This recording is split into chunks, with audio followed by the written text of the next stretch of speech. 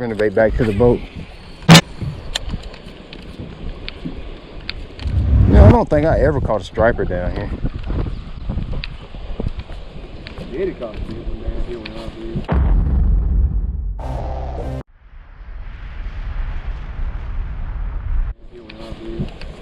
There he is. I personally. Oh, that's a good one too. Yeah, that's a good one. Is that jerkbait? Yeah, I mean it's a real good one. Yeah. Get ready, get ready. Dang, I didn't bring a net. That's a real good. Yeah, I told you. I didn't bring a net. I may have to come back there with you, so just.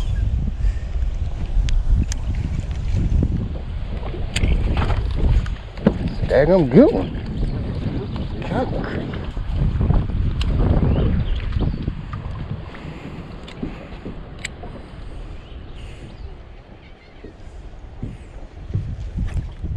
Did you have a bite? I knew when you saw that bait there, it had to be some fish there. God dang, dude.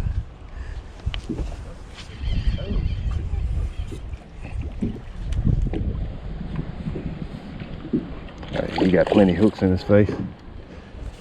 Plenty of hooks in his face. He ain't that big. Not that big. It's a good one though.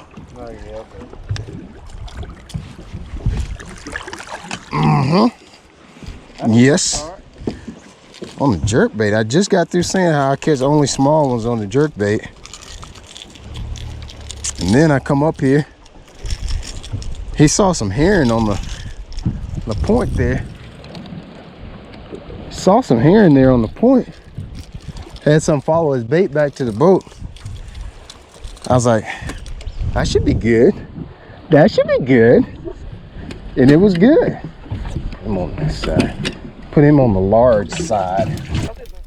I got two different setups. 10-pound test fluorocarbon and 30-pound test braid. Two very similar setups, but at the same time, these guys can really be different in their approach, and they allow you to do two totally different things. I already know what you're thinking here. You're thinking, Brian, jerkbaits. Isn't that for cold weather? Quite honestly, I have found that a jerkbait is probably one of the most potent post-spawn baits that you can use, especially if you've got a lake like what I've got. I've got a deep, clear lake that I fish around here at home, and a jerkbait is one of those things that works around the clock. I'm gonna show you two different setups. Now, the setup that I use for wintertime or for when weather's cooler versus the setup that I'm using right now, polar opposite. Don't hear a lot of people talk about this setup, so I'm going to show you exactly what it is and what it looks like here. Let me find my two jerkbaits because I've actually been fishing today. I guess you already know that. I've been fishing today, and I actually caught a few fish on a jerkbait today, but I've got two setups. Both of these are on a 6/8 moderate action rod. 6/8, so obviously when you're throwing a jerkbait, you're doing a lot with the rod tip, right? Well, you want to use that 6/8 because using a 6'8", a shorter rod, it just allows you to whip that rod tip. You can manipulate the bait a little bit easier. With a longer rod, sometimes it can be a little hard. They make a favorite rush that is a 6'6". It has a pretty moderate action to it as well. That's a great rod to use for a jerkbait as well. I think it's a medium action or medium power moderate action rod. It's pretty soft. That's a good rod to use. I want to say they have a white bird and a 6'6", so you got both ends of the cost spectrum there. You got the rush that's in that $200 range, and if you don't want to spend that much, there's a 6'6" big sexy, and there's also a 6'6" white bird. So you got something from 50 bucks all the way to 200 bucks that you want to spend until this Pro Series comes out. So I know it doesn't do you any good if you can't get the rod, and I'm talking about it, right? So that's what you got to fish with here, rod wise. Dig into the reels. I like fast reels. I know you're always hearing me talk about, man, slow reel, slow reel, slow reel. This is not a situation where I like to use a slow reel. Fast reel, because what I'm doing is I'm actually not moving the bait at all with my reel. I'm moving the bait with the rod. I'm throwing it out, whap, whap, whap, all rod, whap, whap, whap. That's all rod. rod. There is no reel. I'm whap, whap, whap, taking up the slack, whap, whap, whap, taking up the slack. The less times I have to turn my reel handle when I whap, whap, take up the slack. You like the sound effects on this video? Whap, whap, take up the slack with the reel. Better off my day is. All right, so I don't have to work as hard. It's just easier, and you're gonna find this way of fishing, it will work you to death. And you will have to build up some muscle memory in your wrist, your arms, your shoulders, because it's going to wear you out. So if you're new to jerk baiting, don't be surprised if you go out and the first couple hours or so, you're just exhausted. You're like, dude, there's no way I'm gonna be able to do this all day long. That's a part of jerkbait fishing.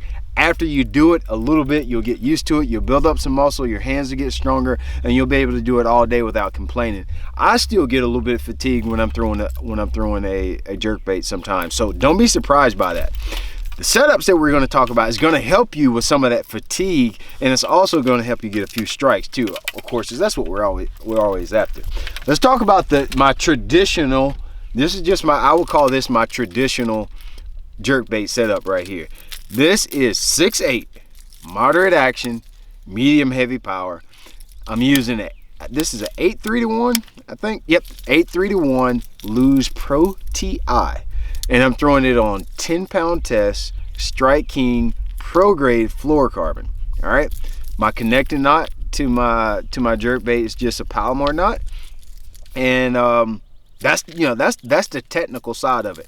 This is just a short lip jerkbait. This is the 13 fishing. It probably gets somewhere between 3 to 5 foot deep on a long cast. All right, see, it's a translucent color. I almost always, so I got two. If you go in my jerkbait box, in this boat I don't keep a full-fledged jerkbait box, but if you were to go in my jerkbait box, there is 2 different spectrums on the color deal that I got. All right, I got these translucent colors like this that are obviously shad representations. I always throw my jerkbait when it's clear water. Don't throw it in stained water very often at all.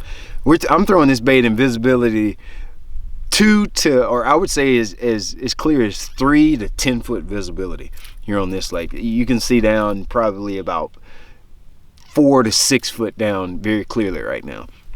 So it's going to be these translucent clear colors like this that are very realistic, or the polar opposite is it's going to be flat out ridiculous ugly. Pinks, oranges, bright fluorescent colors, chartreuse. That's the other end of the spectrum that I'll also have a lot of colors in my jerkbaits. The reason being is for jerkbaits, it's all about drawing power. Even in clear water, I like those bright colors because I have the power to get a fish's attention from a very long way. So when I'm fishing a jerkbait around these points and the fish start to back off during the post spawn and they start to get in that 12, 13, 14, 15, 20 foot of water, that's when I pull out those really bright colored jerkbaits, because that can pull the fish and get their attention. All our baits are doing is getting their fish's attention. You ever wondered why like pink worms work, chartreuse works? That doesn't look like anything in nature. A lot of the baits we throw, they don't look like anything. A buzzbait, what does a buzzbait look like? Nothing. It doesn't look like nothing. It looks stupid, quite honestly. A buzzbait looks ridiculous. It doesn't look like a shad. We put a frog on the back of a buzzbait. Tell me what sense that makes. Frogs don't go across the surface going blip, blip, blip, blip, blip. They don't do that, right? The reason that setup works so good is because it captures the fish's attention. It's making so much noise, so much racket, and it's big, and it's making all this hoopla on the surface. He's got to come over there and see what it is, and a fish doesn't know how to just look at it and walk away. He has to strike it. Same thing with every bait that we use, and more in particular with a jerkbait. When it's a bluebird sky, sunny day like what I got right now, not many clouds, it's sunny, it's bright, I can get their attention with something like this. But perhaps if it's cloudy, or if the fish are a little deeper, or just perhaps the fish are just scattered out more, that's when I like to use those bright colors.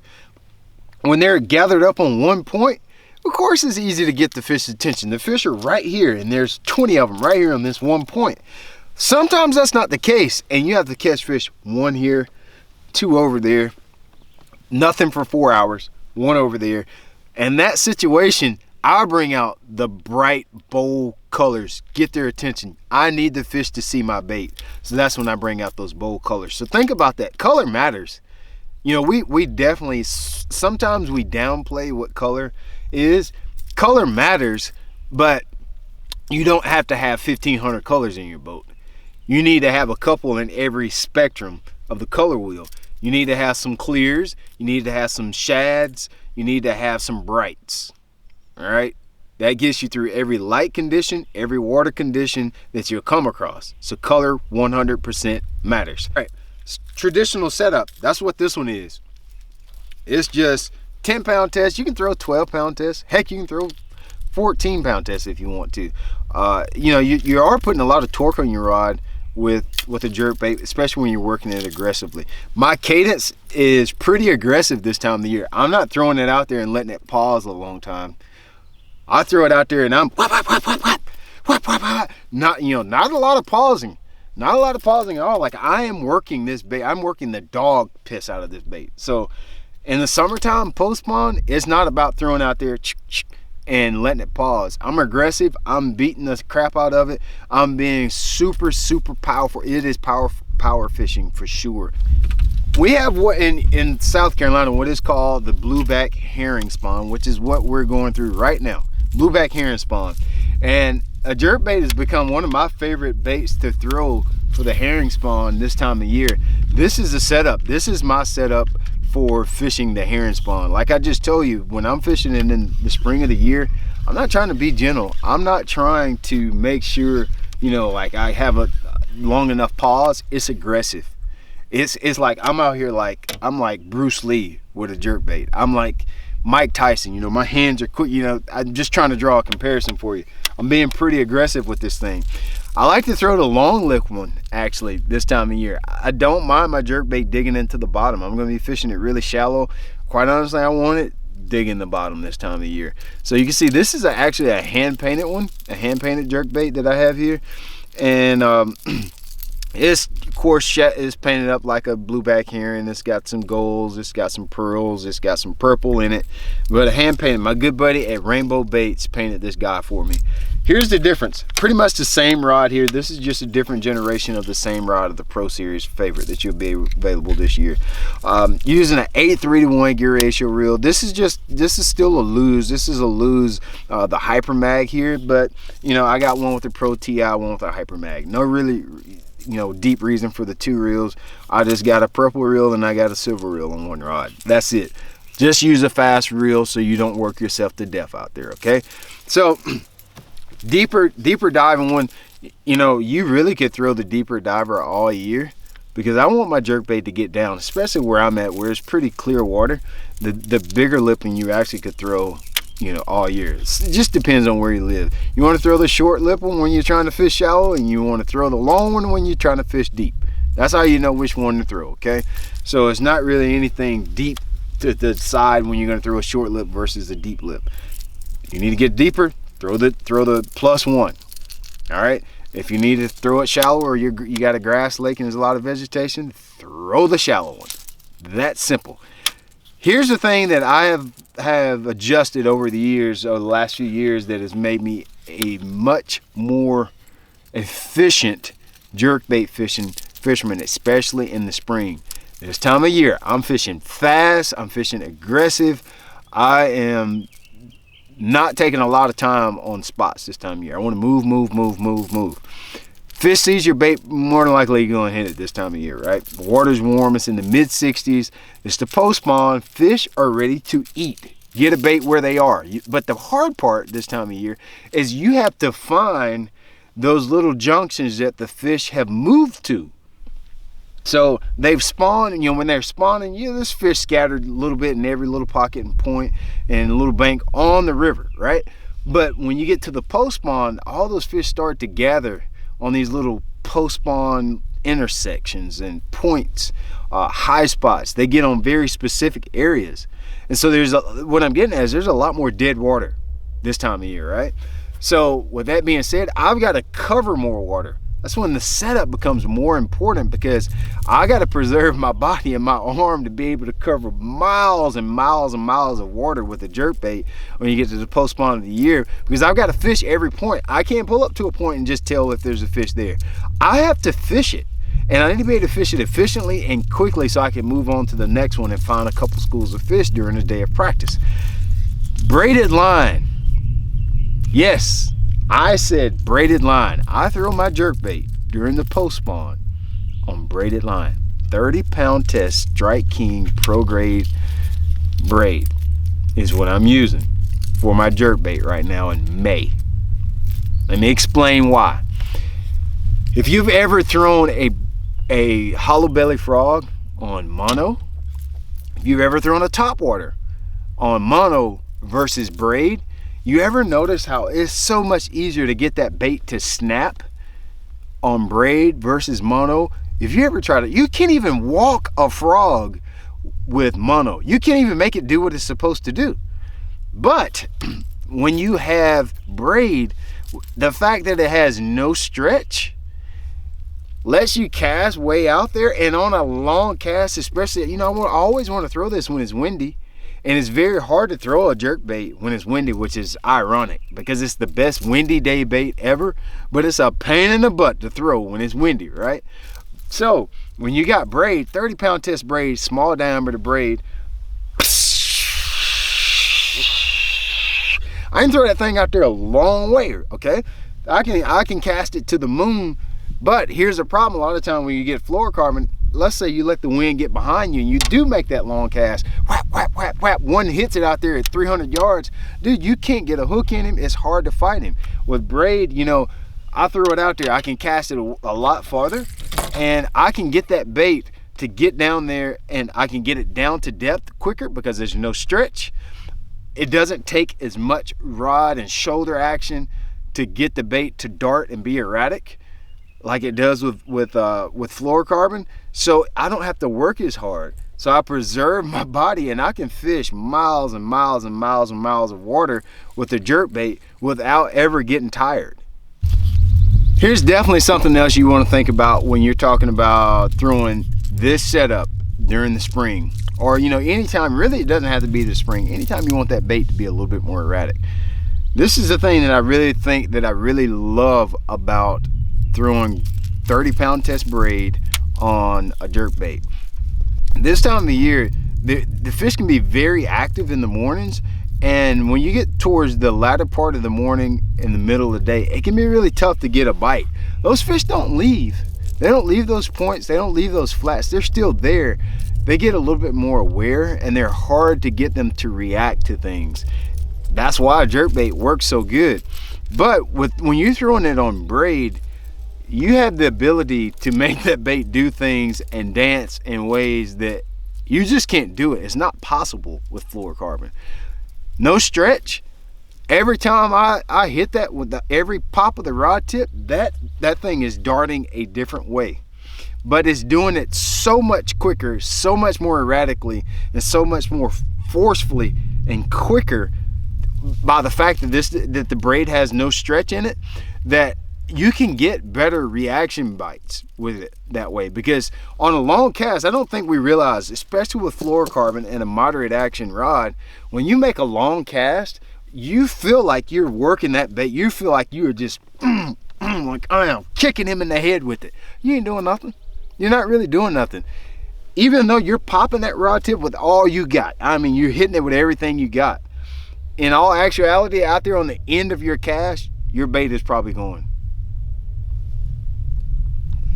But with braid with no stretch, every single bit of energy that I put into this rod and reel is transferred to my bait. So even on a long cast, it's hitting just as hard and darting and getting down to depth quicker with braid, which can get you a few more bites. Heck, for me, if I get 2 or 3 more bites during the course of a day, it's worth putting braid on. If the end of the day is 6, 8, 10 hours of throwing a jerkbait all day and 20-mile-an-hour wind, if I get 4 less backlash and I can cast my bait a little bit longer and save my shoulders and arms and wrists, it's a win for me. So consider that. That's an alternative way to throw a jerkbait. Works really good in the summertime and the late spring when fish are really starting to feed on shad. Don't forget the jerkbait. I got two different setups, 10-pound test fluorocarbon and 30-pound test braid. Two very similar setups, but at the same time, these guys can really be different in their approach, and they allow you to do two totally different things.